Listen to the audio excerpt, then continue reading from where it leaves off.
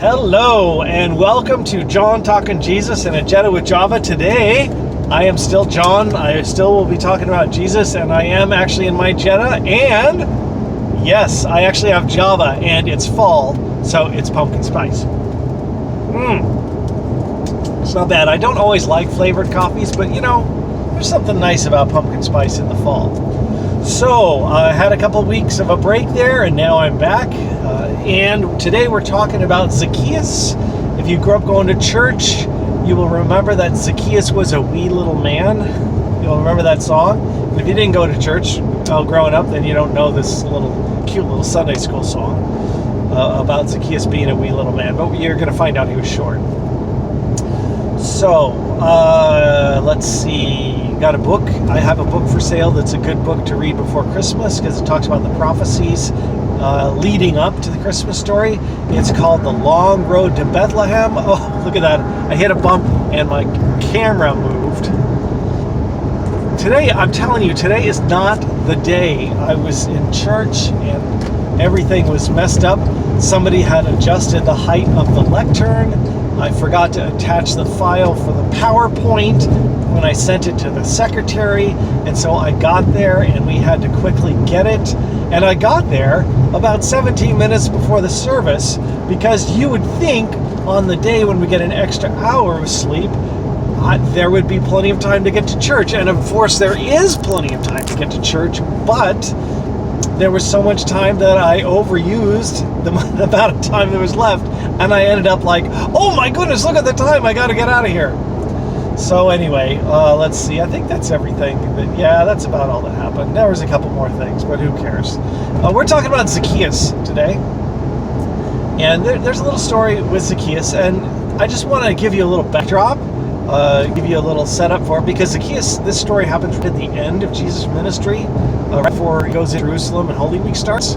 So Jesus' total ministry was about 3 years long, and for the couple of years, he kind of bounced around, preaching and teaching and healing, all that kind of stuff. And then for the last year, the scriptures say he set his face toward Jerusalem, which meant that he made Jerusalem actually his goal. And he began to sort of work his way through all the villages with the goal, the destination goal of getting to Jerusalem to get there the week before Passover, which he did. So coming up on this episode with Zacchaeus, who's a tax collector, we'll talk more about that in a moment too.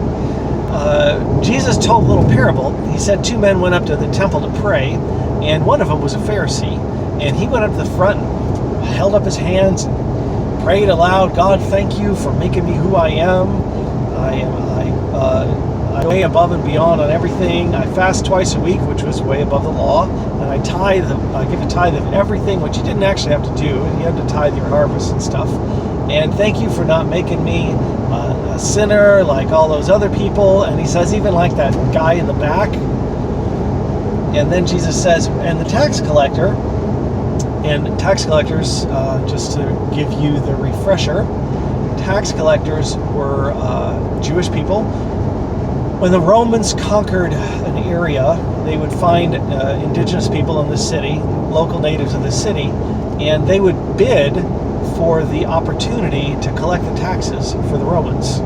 So you can imagine this did not make them popular. Whoever won the highest bid, paying the Romans the highest, would get the privilege of being able to be the tax collector for that city. So the tax collectors were basically traitors to the Jewish people. That's why they're often lumped in with murderers and prostitutes.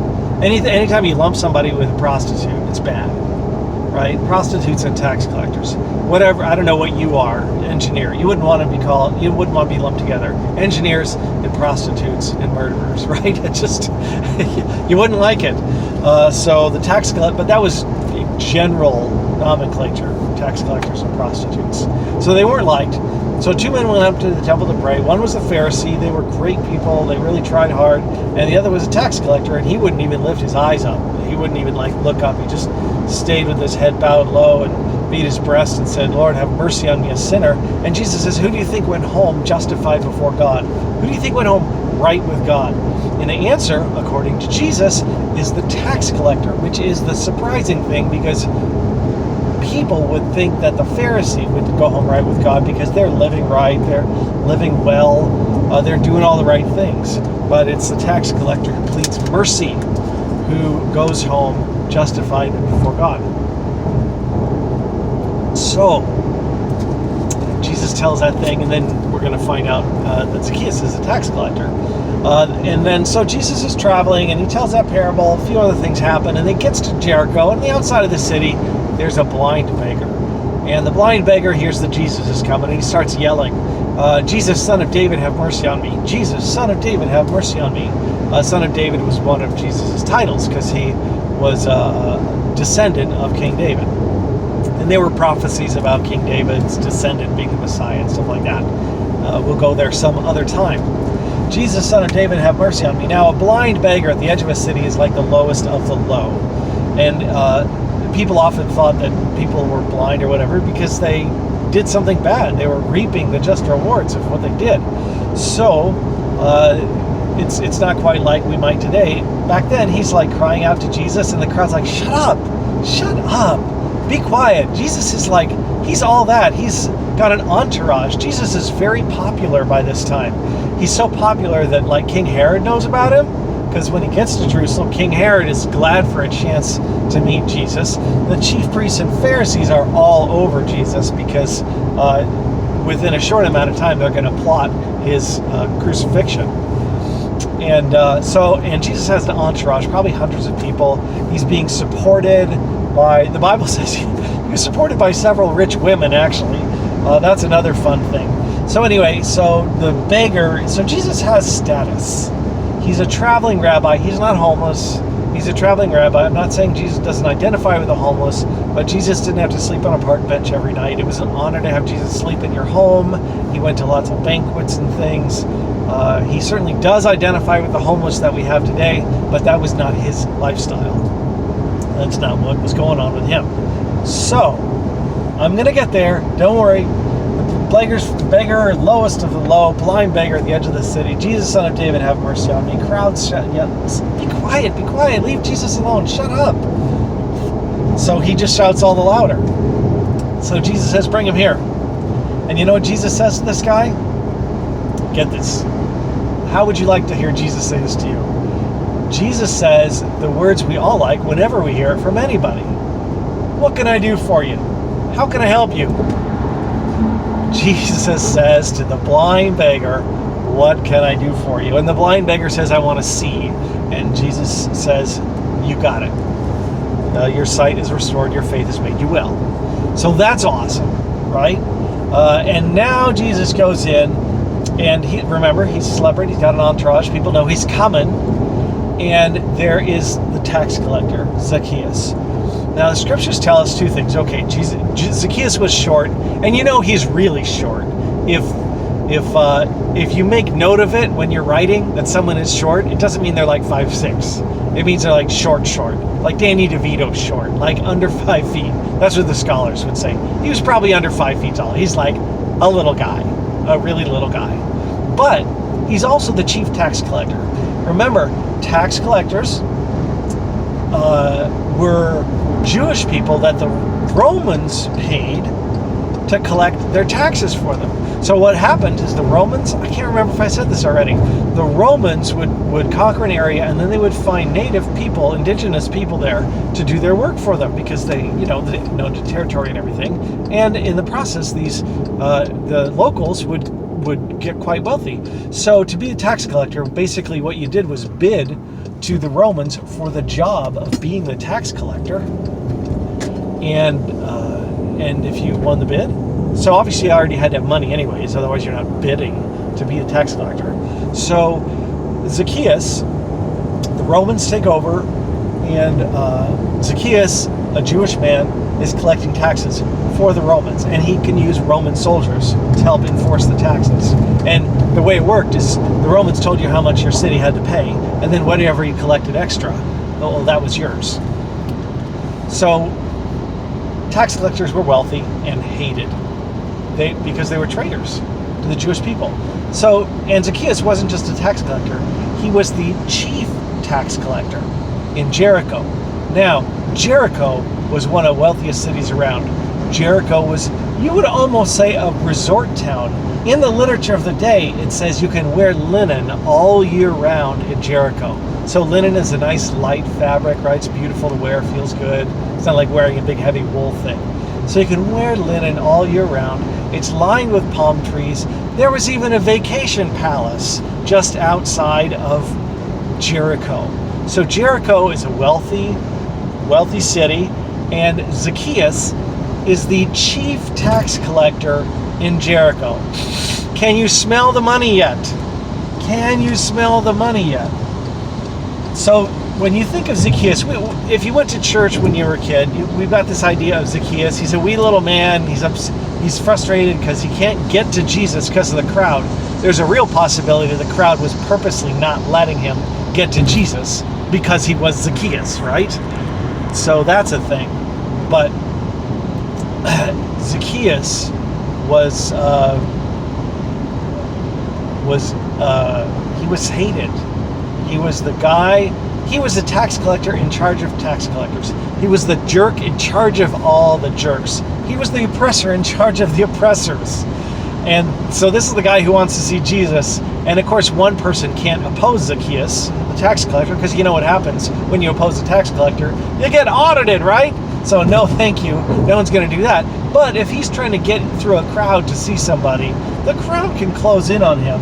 They don't really have to worry about it, worry about something happening, because he can't really put his finger on who's in his way, right? So Zacchaeus, he's like Bentley level, he's driving Bentleys and stuff. He's one of the richest guys in town. He's short. He can't get to Jesus because he's really short, plus people don't like him and they're not being nice to him. They're probably keeping him from getting through. So he climbs a tree. Now, I don't know if you've ever climbed a tree as an adult. Most adults have not climbed trees for a long time. It's very uncomfortable, and if you are a wealthy man, it's very unbecoming. There's no dignity in climbing trees. I climbed a tree a couple years ago, and my older sister said, "You're 50 years old. Get out of that tree. You're not supposed to be climbing in trees. You could hurt yourself." And it's true, I could, but you know what?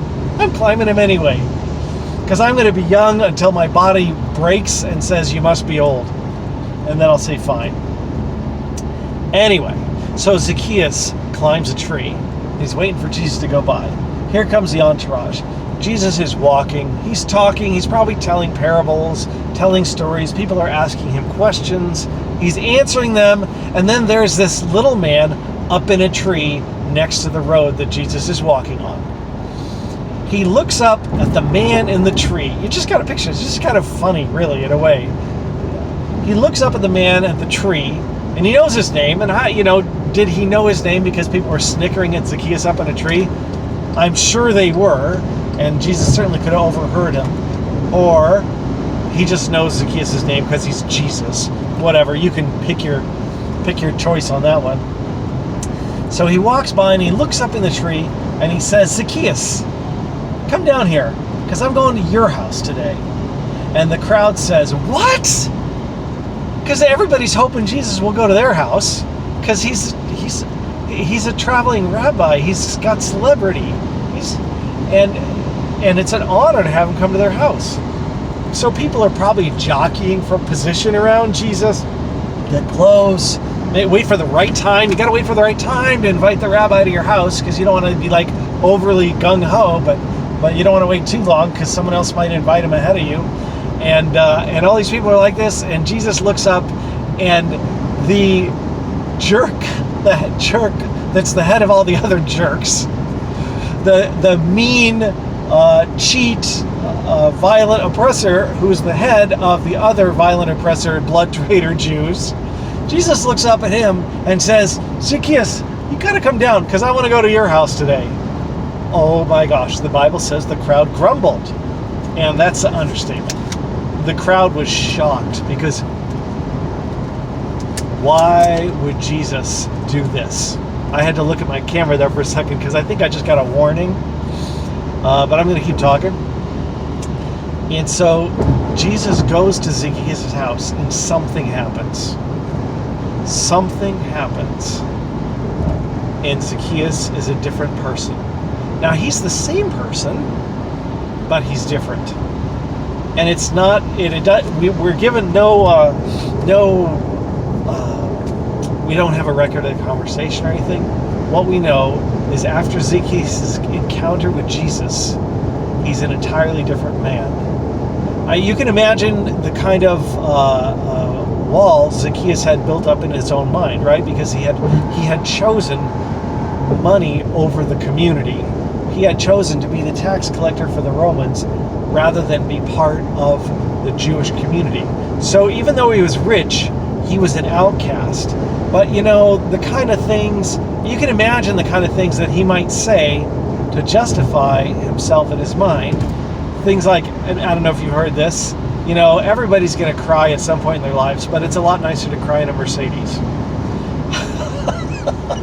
Or something like that. The walls you build up, you make these choices and they're painful, and then you start coming up with an excuse, and pretty soon you've rehearsed it over and over and over again. And so Zacchaeus, no doubt, has a very luxurious life, even though it's kind of an isolated life, because his friends would be the other tax collectors, who all probably want his job, because they're all willing to be traitors to the Jewish people to collect taxes for the Romans. So, Zacchaeus has an encounter with Jesus. He's still Zacchaeus, but he stands up. Usually it's portrayed as standing up in the middle of the banquet, because Zacchaeus would have had a banquet, because he was one of the richest guys in town. And so usually the video portrayals of the Gospels have Zacchaeus standing up, and he says, "Look, Lord, right now I'm going to give half my goods to the poor. And," he says, "if I've cheated anybody, I'm going to pay them back 400%, 4 times as much." Now, the Jewish law said if you cheat or steal from somebody, you have to give them back what you stole plus 20%, plus another 1/5. So Zacchaeus, he doesn't do what the law requires. He does crazy more than the law requires, which tells you that this is something that has happened inside of Zacchaeus, and he has realized that the way he was living and the choices he was making were not leading him where he really wanted to go. So, and then the other thing is he gives half of his goods to the poor. Now, I do think it's important to realize that Zacchaeus did not take up our property, sell his house, and walk around in sackcloth and go join the blind beggar at the edge of the city. Half of Zacchaeus' wealth was a lot of money, but it was only half of a lot of money. I was watching an interview with Willie Nelson one time, and Willie Nelson got in a lot of trouble with the IRS, evidently, and I don't know whether it was him or his accountant. A lot of these people, they just have someone else manage their money, and they don't even watch it because they're making so much money, and then they end up in trouble. So the person interviewing Willie Nelson asked him about that, and Willie Nelson said, "Yep, right now, the IRS takes about half of what I make." And then he smiled and he said, "But half of what I make is still pretty good." So Zacchaeus is still going to be a wealthy man. He doesn't say anything about giving up his job as a chief tax collector, because somebody does have to collect the taxes. And you know what? If your heart is changed and open to the poor and kind and generous and honorable and a man with integrity, frankly, I want you to be the tax collector, because someone's going to collect taxes. And if you've undergone that change, then you are the best man for the job, and you should not be giving it up, right? Okay, so what does this tell us? What kind of lessons can we learn from the story of Zacchaeus? Well, we often talk about the church, Jesus, and his followers being open to the lowest, the least of these, and certainly that's true. But Jesus also recognizes the needs of the wealthy, because they have the exact same needs as everybody else. They have the same human needs. And so in one short walk, Jesus talks to and heals a blind beggar, and he can see again.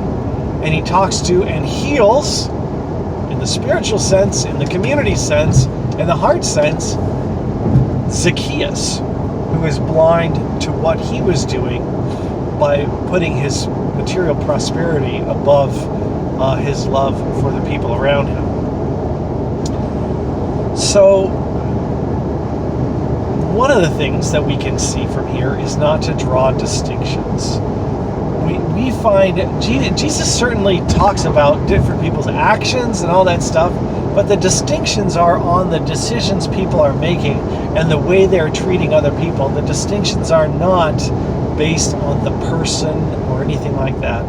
And so my question for you, if you go to church, here's a way to think about it. What kind of person would come into your church and cause you to grumble and mumble a little bit? Like, what are they doing there? Or at least they could whatever before they come or something. Is it like a homeless person? If he like picked up a sign and just kind of sat down in church to be part of the church community, would that cause you to grumble? Could he at least shower before he comes? It's not appropriate to come in here like that. What if a prostitute came in? You know, she worked Saturday night and then came to church Sunday morning. Would you grumble about that? What if somebody came in a Bentley or arrived at church in a limousine? Would you grumble about that? We just see in Jesus acceptance of whoever and wherever they are. And that doesn't mean that he says what they're doing is okay. Clearly he doesn't, but it doesn't, from everything we can see, with Zacchaeus, he didn't like jump down Zacchaeus' throat and start reprimanding him for his lifestyle, and he better get right with God or he's never gonna get into heaven or whatever like that. Jesus just encountered him. And here's the thing we get backwards all the time. We think that we have to get it together to come to God. And that is exactly backwards. We don't need to get it together to come to God. It is coming to God that gets us together. And it gets us to, and half the time we don't even know what we really need. Zacchaeus was in bondage to his, not just to his material wealth, but he had put the acquisition and maintenance of his wealth over the love of his fellow people, because he had cheated and he had collected an inordinate amount of taxes from people, and he never gave anything to the poor. Obviously, that's why he decided to suddenly give half of his goods to the poor. So Zacchaeus was in bondage to that. Jesus told, there was an encounter just almost previous to this. We got the blind beggar on one side, we got the parable that the Pharisee and the tax collector in the temple, and then we got this other encounter. There it says a rich young ruler came to Jesus and said, what do I have to do to be saved? And Jesus said, well, you know the commandments, right? Blah, blah, blah, blah, blah. And the rich young ruler thinks, well, he probably didn't actually keep them, because Jesus talks about our heart condition, not just outwardly keeping them. That's a whole other message. But Jesus tells him, here's what you need to do. And when Jesus says something like that, it's very specific. He says, you need to sell everything and give it all to the poor and follow me. Because that rich young ruler was in bondage to his wealth. And the Bible says he went away sad. So what we see in Jesus is an acceptance of everybody. He will talk to anybody, he will be with anybody, and if you are willing to encounter Jesus, to let Jesus encounter you where you have that kind of stuff living inside of you, the kind of stuff you wish wasn't there, or that maybe it's bondage for you, maybe you're in some sort of chains and you don't even know it, like Zacchaeus, probably most of his life, didn't think of himself as being in the chains of his job. He probably felt lucky. He probably felt fortunate, looked down on everybody else as better than them because he managed to win the bidding. He worked up to chief tax collector, and now he is the man. But the encounter with Jesus showed him what he really needed to do to enter the kingdom of God, to have righteousness, feel right with God, and peace and joy in his life. And Zacchaeus, I'm so impressed with him because he took the opportunity. The rich young ruler I just told you about, the Bible says he went away sad. He couldn't take the opportunity that Jesus presented to him. Zacchaeus is confronted, he encounters Jesus, and he takes the opportunity, and he's on it. So I'm actually really impressed with Zacchaeus. Where was I going with that? So Jesus accepts everybody. The question that you need to ask yourself is, what keeps you from accepting Jesus? And I'm not trying to get you to say some sort of sinner's prayer or anything like that. This is the question, and it's a question that C.S. Lewis tackled in a book called The Great Divorce. In The Great Divorce, people are free to go between heaven and hell. And by the way, this is not entirely without biblical precedent. If you read Revelation carefully, at the very end, heaven is described as the New Jerusalem. It's a giant city, and it says the gates are always open, as though people who are not in can come in if they want to. And the question is whether they will want to. Because the one thing you can't do in heaven is bring your hell with you. That's what C.S. Lewis tackles in this book called The Great Divorce. Can't recommend it highly enough. It's fantastic. There are people who are willing to they want to go where they know they're supposed to go, which is up into the high country, heaven, but they all have to give up something to get there. And so if you deal with lust, you're going to have to let that go. You can't bring your hell into heaven. If you deal with pride, if you deal with control issues, if you deal with greed, if you deal with gluttony, just a lust for wanton consumption or whatever, the gates to heaven are open. The only thing you can't do is bring your hell in with you. And so, Zacchaeus, God bless him. He encountered Jesus and he took the opportunity. So I think one of the questions that we need to ask ourselves is, what do I have in my life that and just as a metaphor, I'm not talking about a literal place or anything, I'm just like a mind's eye picture kind of thing. If I was standing at the gates of heaven and I can't bring evil in with me, can't bring brokenness in with me, I have to go in and be made whole, because you don't get whole to go into heaven, but you do go into heaven to be made whole. And you got to drop something. Are there things in your life that you might pause and say, I'm not sure if I want to go into heaven if I have to get rid of that? I'm not sure if I want to, I'm not sure if I want to go into heaven if I have to give up beauty, because there nobody compares beauty, and I've always gotten a lot out of being a beautiful person, out of being attractive.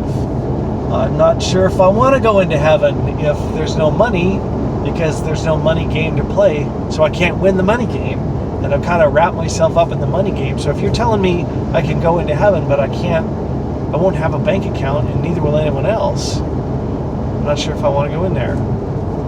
Is there stuff that's in your life that you would hold on to at the gates of heaven at the expense of not going in?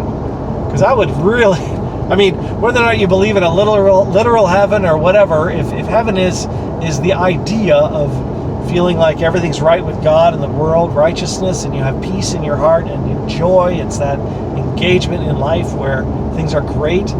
If all that is offered to you, and there is something that you have drawn your identity from that would keep you from receiving righteousness, peace, and joy, if it were offered to you, if you'd had to trade that, you really, I just really think that you should think about that.